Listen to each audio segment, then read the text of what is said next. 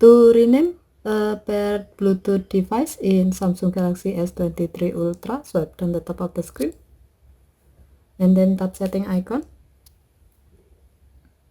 tap connection, and then tap Bluetooth. Under pair devices section, tap the setting icon next to a Bluetooth device you like to change its name. Tap rename icon at the bottom of the screen. Delete the current name. Next, type a new name for this device.